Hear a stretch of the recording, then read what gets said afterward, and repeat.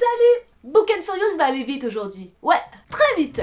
Au son des revolvers, la poussière se lève, les chevaux se dressent et les verres de whisky disparaissent aussi vite qu'ils se remplissent. Random.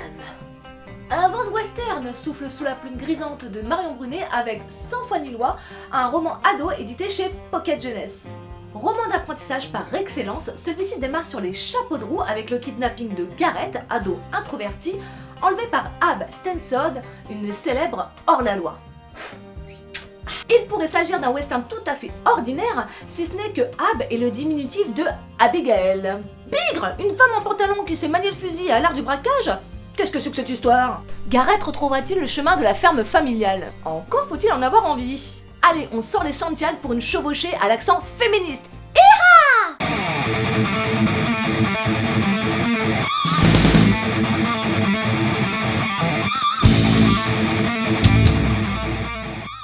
Ab Stenson, co-girl redoutée, vient d'alléger une banque d'un sacré pactole. Recherchée, celle-ci s'impose dans une ferme à l'écart de la ville et fait la rencontre de Garrett, un ado au visage balafré. Rattrapée par le Marshal, celle-ci n'a d'autre choix que de prendre Garrett en otage, surtout après qu'il ait lu sans faire exprès l'adresse de sa cachette. De cette chevauchée aventureuse, Garrett découvre une personnalité derrière ses vêtements d'homme et surtout le courage d'être qui l'on veut. Fasciné par Ab, l'ado laisse peu à peu tomber ses préjugés et sa méfiance en pénétrant un monde qui jusqu'alors lui était inconnu et surtout répréhensible. Entre saloon prostituée et séances de tir, le garçon rencontrera l'amour, l'amitié et la liberté, lui qui encore il y a peu subissait les terribles coups paternels. Et si son kidnapping était la meilleure chose qui lui soit arrivée? Au fil de courts chapitres, les personnages hyper attachants, entiers et bouleversants mènent leur vie tambour battant. Une écriture simple et accessible, Marion Brunet nous plonge dans une atmosphère western tout à fait crédible, où action rime avec émotion.